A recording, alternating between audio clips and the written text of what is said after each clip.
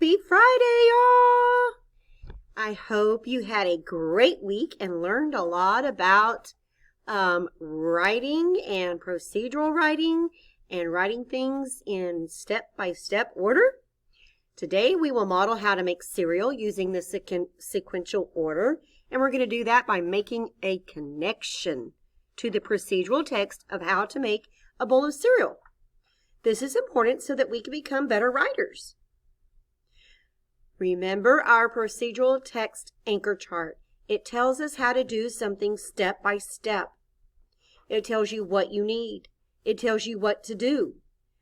Cookbooks as an example, science experiments, how-to manuals, maps, instructions for games. And yesterday, you guys did an awesome job writing the sentences on how to make a bowl of cereal. You wrote, first, gather your ingredients. You wrote, second, pour your cereal. Next, pour your milk. Last, enjoy your cereal. Now, those are the sentences that you wrote yesterday. So when you get out your journal, you're going to turn to the page that you wrote yesterday. Okay, so that you don't have to write this all over again. You already have it right there in your journal. So we're going to add another 2 more sentences to our story. Well, why are we going to do that? Well, because I want you to make a connection to your writing. I want you to tell me what your favorite cereal is. And then I want you to tell me why you like it. So at the end of your sentences you wrote yesterday, my favorite cereal, you're going to write, my favorite cereal is blank. So think about your favorite cereal. Then you are going to write another sentence telling me why you like it. I like it because...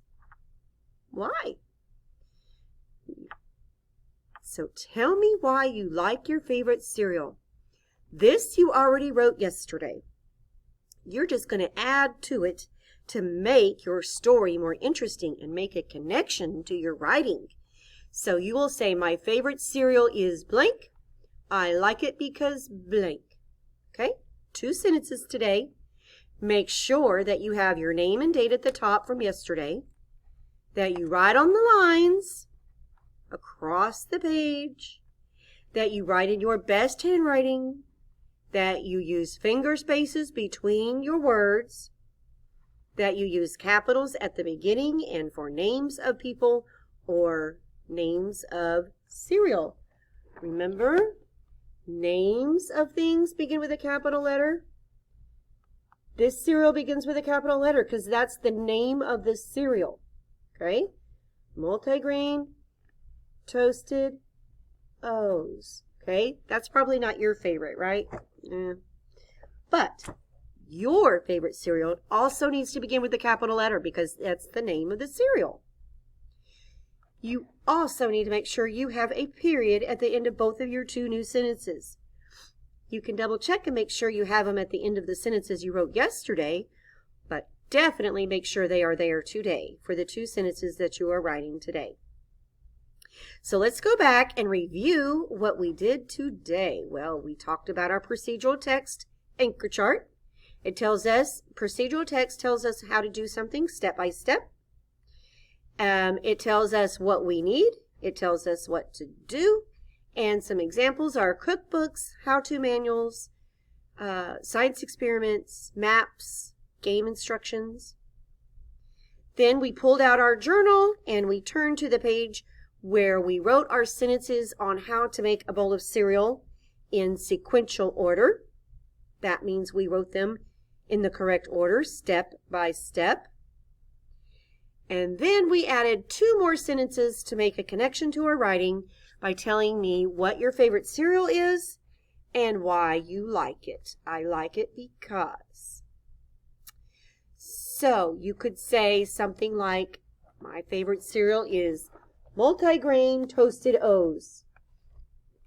If that's your favorite cereal. And you could say something like, I like it because it's healthy. It's good for you. It's chocolatey. It's sweet. It's crunchy. Whatever your reason is. Just make sure you tell me the name of your favorite cereal and why you like it. And then have a great weekend. Bye, first grade.